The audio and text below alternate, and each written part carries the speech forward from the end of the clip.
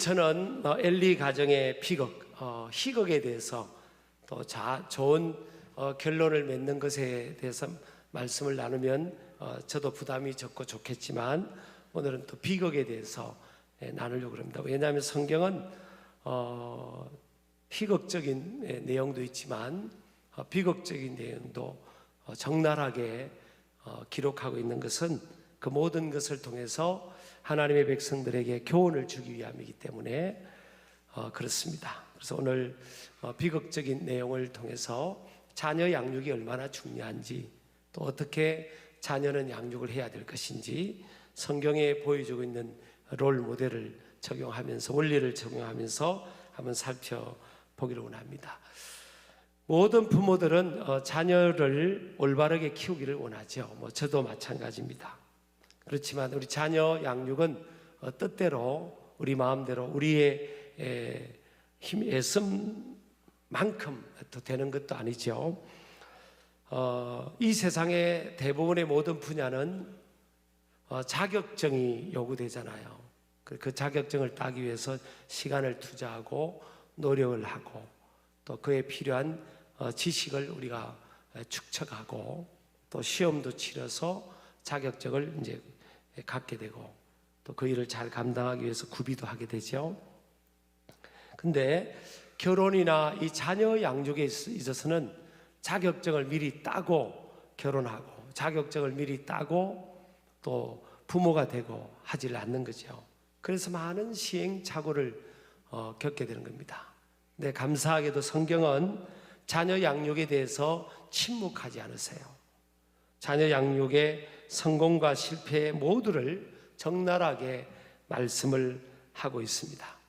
한나 같은 경우는 가정이 어려웠지만 자녀를 잘 키웠죠. 사무엘이라는 걸출한 민족의 영적 지도자가 배출이 됩니다. 한나는 참 불리한 상황이었지만 그래서 하나님의 은혜로 자녀가 잘 컸습니다. 근데 엘리는 아론, 모세의 형제였던 아론의 자손이었고요, 아론의 아들 엘라살과 이다말 중에서 그 이다말을 통해서 제사장의 직분을 승계받고 계승받는 아주 특별하게 이스라엘 민족의 12지파 중에서 특별하게 복을 약속받은 그런 가문이었습니다. 그렇지만 오늘 결론적으로 먼저 말씀드리면, 그는 하나님의 심판과 징계를 받아서 아버지인이었던 엘리와 그 두 아들 홈리와 비느하스가 한날에 죽게 되고요, 그 집안의 앞으로 미래의 자손들은 젊어서 다 죽게 되는 그런 심판을 겪게 됩니다. 여러분이 오늘 주제와 내용이 좀 무겁기 때문에 여러분들의 마음을 무겁게 하기 위해서 그런 건 아니에요. 성경이 이것이 기록되어 있기 때문에 우리도 이런 전철을 되풀이하지 않기 위해서 이것을 객관적으로 바라보고 또 우리에게 믿음으로 주관화시켜서 저와 여러분은 그런 삶이 아닌, 비극적 삶이 아닌 하나님 앞에 위대한 축복의 간정이 있는 그런 삶이 되기를 주의 이름으로 축복합니다. 그래서 엘리가 제사장이었고 홈리와 비느하스가 제사장이었습니다. 그렇지만 오늘 이것을 통해 주시는 교훈은 신앙의 인격과 그에 따르는 삶은, 또 하나님의 축복이나 그 신앙은 저절로 개성이 되지 않는다는 거죠. 아버지가 제사장이었기 때문에 당연히 아들도 제사장이 되는 것이 구약시대였어요. 그러나 신앙이, 인격이 그렇게 바르게 저절로 개성이 되지 않는 거죠. 왜 엘리의 자손이었던 이 홈리와 비느하스가 하나님의 징계와 심판을 받아서 망하게 됐을까? 그들은 첫 번째로 하나님을 무시하고 진리를 알려고 하지를 않았습니다. 쉽게 말하면 믿음의 체험이 없었어요. 아버지가 제사장이었기 때문에 문화와 분위기는 신앙의 분위기였죠. 항상 신앙적인 분위기였을 겁니다. 그렇지만 그들은 하나님과 인격적인 만남과 신앙적 체험, 그 하나님의 임재에 대한 체험을 통한 확신, 하나님의 살아계심에 대한 확신이 없었던 거예요. 오늘 12절에 보면 알지 못하더라라는 단어가 나옵니다. 엘리의 아들들은 행실이 나빠 여호와를 알지 못하더라. 이게 바꾸어 할 수도 있어요. 엘리의 아들들은 여호와를 알지 못하여 행실이 나빴더라. 뭐 그렇게 똑같이 되는 거죠. 여호와를 알지 못했다는 단어는 히브리어로 야다라는 단어입니다. 알다라는 단어는 야다인데 경험, 체험에 의해서 아는 거죠. 경험에 의한 지식을, 그러니까 뭐 책을 통해서 배운 게 아니에요. 경험적 알을 말하는 겁니다. 근데 홈리와 비나스는 신앙의 분위기 속에서 자라났지만 하나님을 체험하지를 못했습니다. 어린 시절 하나님과 인격적 만남과 복음의 은총에 대한 확신, 그리고 성령 충만함에 대한 체험이 선행되지를 못했습니다. 그러니까 어떤 유혹을 이겨내지를 못하는 거죠. 그리고 하나님의 사명을 끝까지 감당을 할 수가 없게 되었던 겁니다. 두 번째로 이 홈리와 비나스는 행실이 악하고 불량했습니다. 먼저 하나님 앞에 예배를 멸시했습니다. 예배 드린 것을 심상히 여기고 예배 드리러 오는 사람들을 아주 가볍게 여기고 멸시를 했습니다. 바른 예배의 어떤 문화와 형식을 무시하고요. 그렇게 했죠. 그리고 성적 일탈과 범죄를 저질렀습니다. 그리고 부모의 말을 잘 듣질 않았고요. 또 탐욕을 가졌습니다. 거릇된 탐욕, 물질에 대한 욕심, 이런 것 때문에 예배드려 오는 사람들의 그 희생 제물을 마음대로 탈취하는 그런 일들을, 범죄를 저질렀죠. 굉장히 큰 범죄였죠. 근데 엘리가 이 상황을 어떻게 대처하는지를 우리가 살펴보기로 원합니다. 먼저 우리 엘리는요, 엘리의 자녀 훈육법이나 교육법을 보면 엘리는 자녀들이 조기에 하나님을 만나거나 경험할 수 있는 여건 조성을 실패했습니다. 그러니까 쉽게 말하면 자녀의 신앙의 조기 교육이 실패한 거예요. 아이들이 어떻게 된 반인지 어릴 때 이제 장년이 돼서 제사장이 되었는데도 불구하고 어떤 신앙적 체험이 어릴 때부터 없었던 거예요. 그러니까 이러면 우리가 뭐 제사장의 자녀, 목회자 자녀만을 놓고 말하는 게 아닙니다. 이제 지금 제사장의 자녀라면 신앙적 분위기 속에서 자랐을 거 아니에요. 근데 체험이 없었고 어떤 경험적 신앙이, 확신이 없었던 거예요. 확신이 없었는데 또 제사장이 됐던 겁니다. 책임 있는 입지가 된 거예요. 굉장히 안타까운 거죠. 또 두 번째는 자녀와의 소통과 리더십이 부재됐습니다. 그러니까 여러분, 이 엘리가 이렇게 엘리의 자녀들이 죄를 짓고 홈리와 비나하스가 마음대로 살고 아주 불량하게 살고 성적으로 일탈하고, 그래서 모든 백성들로부터 그 소리를 들었습니다. 23절도 보면 엘리가 그 아들 두 아들에게 말합니다. 그들에게 이르되 너희가 어찌하여 이런 일을 하느냐? 내가 너희의 악행을 이 모든 백성에게서 듣노라. 24절 봅니다. 내 아들들아 그리하지 말라. 내게 들리는 소문이 좋지 아니하니라. 너희가 여호와의 백성으로 범죄하게 하는도다. 하나님의 백성들이 범죄했다고 그러고요, 엘리가 네가 하나님 앞에 죄를 범했다 그렇게 말하지 않아요. 그러니까 엘리가 이 자녀를 잘 몰랐던 것 같습니다. 자녀가 이렇게 죄를 짓고 살아가는 것을 모르고 있는 거예요. 그 여러분, 이게 엘리가 사실 영적으로 깨어있지를 못한 거죠. 자녀를 잘 알지를 못하는 거예요. 그리고 자녀에게 말이 먹히질 않아요. 너 이렇게 하지 마라 하는데도 듣질 않습니다. 그들이 25절 보면 자기 아버지의 말을 듣지 아니하였으니, 어떤 자녀와 소통도 안 되고 자녀가 어떤 삶을 살아가는지 파악도 못하고 있고 다른 사람한테 듣고 있는 거예요. 다른 사람한테 모든 이스라엘 백성들이 다 알고 있는 일을 엘리만 모르고 있는 거예요. 그게 참 안타까운 거죠.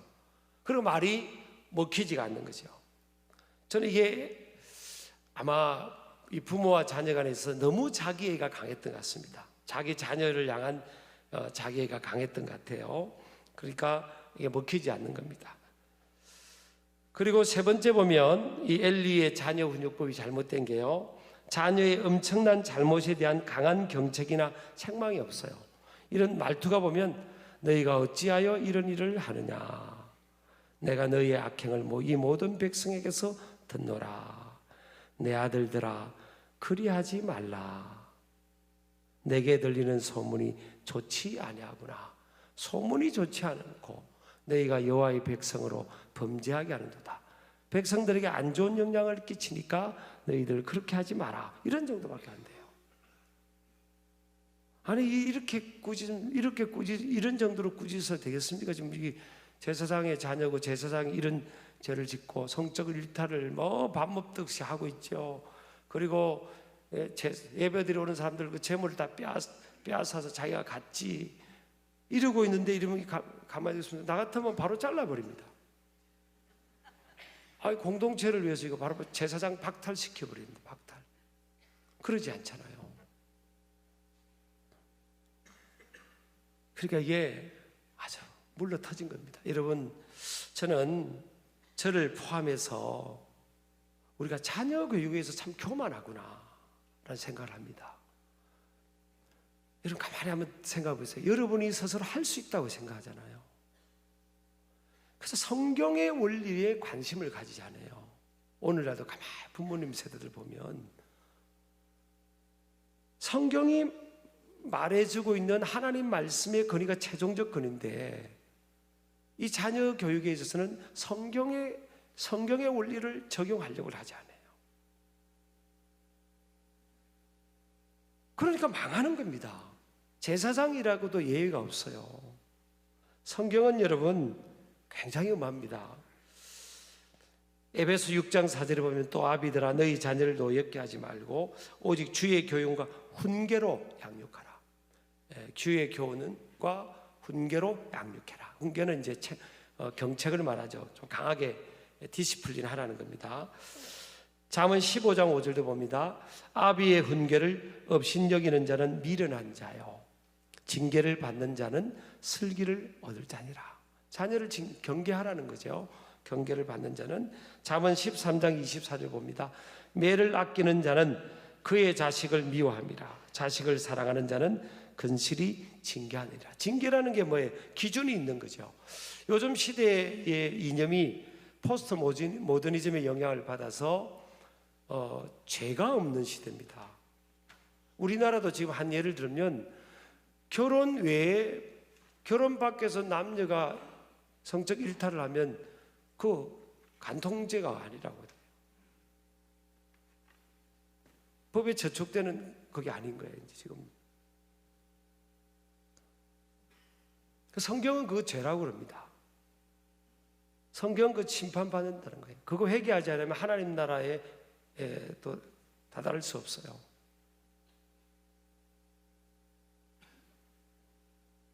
분위기가 좀 싸해지는데요. 서운하세요? 이제 요즘 시대가 모호한 시대인 겁니다. 내 마음이 원하고 내 감정이 원하면 그게 옳게 여겨지는 시대라고. 이게 포스트 모더니즘의 영향이잖아요. 죄가 없는 시대예요.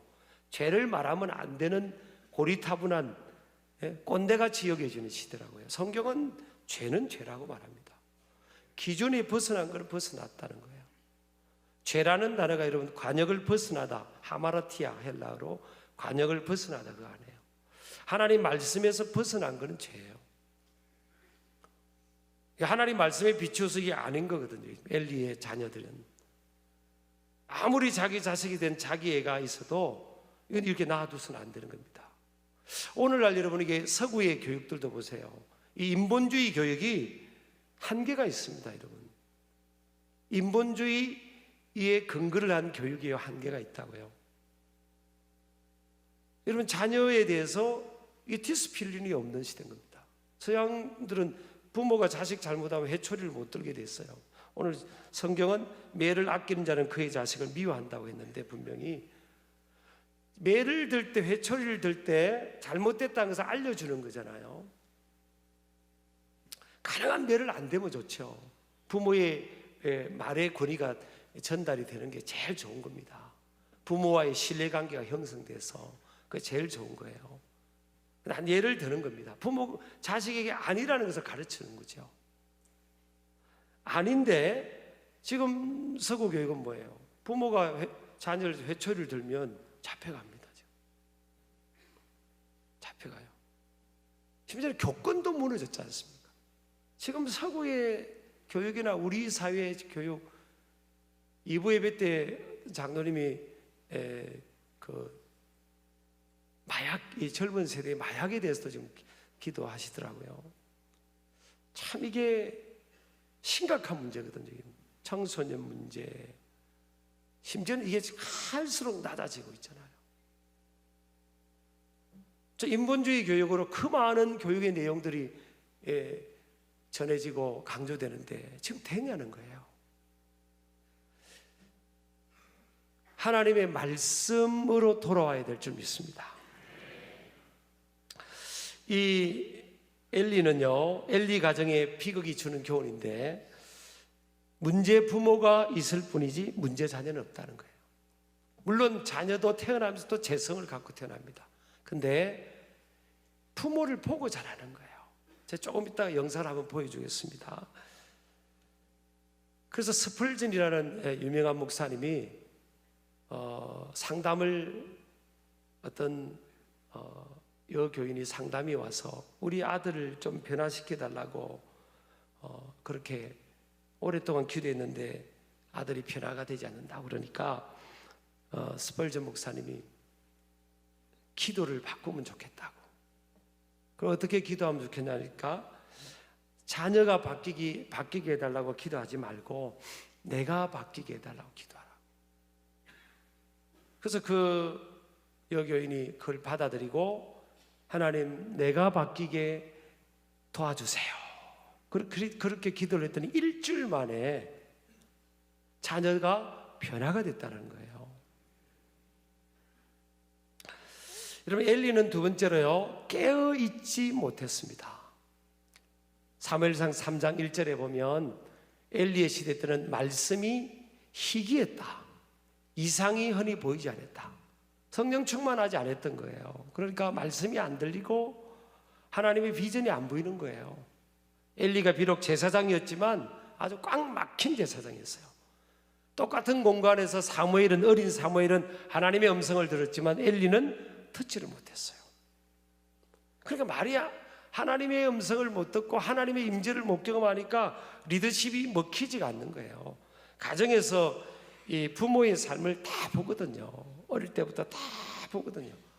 엄마 아빠가 진짜인지 가짜인지를 다 보는 거예요. 엉터리인지 진짜인지. 완벽함을 부모가 자식이 보진 않거든요. 여러분, 엘리는요, 한나라는 여인이 우리로 치면 교인이지 않습니까? 오늘날 치면 목회자 아닙니까? 한나가 와서 마음에 괴로운 일이 있어 막 울면서 통곡하면서 허느적거리면서 기도하고 있는데 엘리는 그게 기도하는지도 몰랐어요. 술 먹고 온 줄 알았습니다. 그래 가서 여자여 포도주를 끊으시오 그랬어요. 만약 여러분이 기도하고 있는데 제가 가서 집사님 술 끊고 오세요 그러면 제가 원래 다음 주부터는 딴 교회 다니지 않겠어요? 아니 어떻게 저 사람이 기도하는지 여인이 기도하는지 아는지 그것도 모를 정도. 그러니까 꽉 막혀 있는 겁니다. 영적으로. 또요, 또 교훈은 뭔가 하면 자녀 교육은 조기 교육이 가장 효과적이다. 3살 버릇이 8까지 간다 그랬잖아요. 인성과 인격은 어릴 때 거의 형성됩니다. 여러분, 이게 걷지도 못한 아이가요, 알아요. 지가 앉으면 넘어진다는 거 알고요. 부모가 조부모가 가정에서 하나님 어려울 때 자꾸 그러면 그렇게 듣는 거예요. 보고 배우는 거죠. 그러니까 절대 모르지 않습니다. 여러분 그렇다고 지금 아유 나는 실패했구나 그런 마음 가지라는 게 아니에요. 저도 마찬가지고요. 저도 내가 조금만 더 알았으면 좀 더 내가 자녀 문제에서 하나님을 의지하고 아이들에게 조금 더 관심을 가졌으면 후회가 많이 됩니다. 다 똑같아요, 여러분. 다 똑같거든요. 우리가 포기하지 말고요. 다시 시작하면 좋겠습니다. 아이들의 영혼을 먼저 생각하는 거예요. 저는 우리 신길교는 좀 특별한 방향으로 가잖아요. 특별한 방향도 아니에요. 그냥 성경대로 살려고 노력하는 겁니다. 제가 코로나 때 한 번도 제가 온라인 예배라고 표현을 안 했습니다. 의도적으로. 우리 부목사님들, 전도사님, 교육자님들에게, 교인들에게 교회 오라고 하지 마라. 다 생각이 다 다르니까. 근데 우리는 하나님 앞에서 예배하자. 예배합시다 그랬어요. 우리 혼자만이라도. 그리고 언젠가는 이 어려움이 지날 때 온라인 예배라고 했던 이것이 부메랑이 되어서 더 어려움을 겪을 거다. 다음 세대는 더 주저앉아 버릴 거다. 그러면서 한 번도 하질 않았어요. 온라인으로서라도 예배 드리시라고 하지 않았어요. 그리고 어쩔 수 없어서 온라인 예배 드리는 분들 존중했고 존중하는 마음을 가졌지만 그러면 온라인 예배 드리서 이런 말을 하지 않았습니다. 의도적으로 하지 않았어요. 왜냐하면 온라인 예배가 성경에 없더라고요.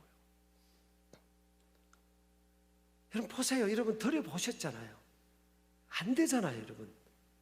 첫 주는 마음먹은 대로 뭐 되는 것 같은데 둘째 주부터 셋째 주부터 되던가요? 아니거든요. 그래서 여러분 이게 스피릿의 문제입니다. 저는 오늘 이 시간 이후로 저를 포함해서요, 우리 자녀손들에게 잘못했던 건 잘못했다 익스큐즈를 하고 우리 바로 서자. 하나님 놓치면 안 된다. 하나님 놓치면 망하는 거야. 돈이 아니야. 우리 여러분 아이들 자녀손들이 있는 여러분 부모님들 조부모들 이렇게 가르치면 좋겠어요. 얘들아 내일이 시험이지만 예배가 우선이지. 난 네가 하나님 앞에 하나님이 퍼스트가 되기를 원해. 예배를 먼저 드리는 너를 원한다. 하나님은 예배하는 자를 찾으셔. 예배하는 자와 함께 하시고 예배하는 자를 축복하신다. 우리 하나님이 우리 삶의 먼저야. 먼저 하나님의 나라와 의를 구하면 이 모든 것을 대해 주신다 했잖아. 예배가 무너지고 신앙이 무너지면 다 무너지는 거야. 잘 될 것 같고 그런 것 같지? 아니야. 신앙이 one of the important things in my life. 내 삶의 신앙이 faith is the one of the important things in my life가 아니라는 거예요. 신앙은 faith is everything into my life. 내 삶의 모든 것이다. 하나님을 모든 것으로 붙들면 하나님께서 덤으로 다 도와주시고 축복하신다. 이 스피릿이 오늘 이 시간부터 늦었다고 할 때가 늦은 게 아닙니다. 다시 시작하는 거예요. 여러분요, 부모가 우리의 연약한 모습이 과거에 우리가 그렇게 했기 때문에 자녀들이 엄마 아빠 과거 그랬잖아요. 그걸 가지고 시비 걸질 않아요. 과거의 것을 익스큐즈 하고요. 내가 믿음이 있는 것 같은 믿음이 없었다. 바로 생각하지 못했구나. 그러나 이 시간부터 우리 가정은 하나님이 퍼스트가 된다. 하나님을 붙들어야지. 그러면 하나님께서 이 모든 것을 대주실 거야. 우리 하나님 제일주로 살자. 이런 믿음으로 나아가면요, 엘리의 길이 아닌 한나와 사무엘의 길. 한나 가정은 참 고통이 많았잖아요. 사실은 아픔이 많았어요. 근데 그 한나가 잘 선택했고 사무엘이 엄마의 믿음을 잘 따라준 거예요. 사무엘이 성전에서 엘리 밑에서 컸습니다. 그런데 도망 나오질 않았어요. 그것을 끝까지 엄마의 의견이니까 그곳에서 성전에서 지키면서 성전 천수하고 엘리를 수발 들고 그 일을 했어요. 그러다가 하나님의 음성을 들은 겁니다. 하나님의 부르심을 받은 거예요. 그래서 위대한 격가지 가문이었던 그 가문이 그 한나와 사무엘로 인해서 위대한 신앙의 명문 가문이 된 것을 믿으시기 바랍니다. 이 은혜가 여러분, 저와 여러분에게 또 여러분 가정의 자녀손들에게 임하기를 주의 이름으로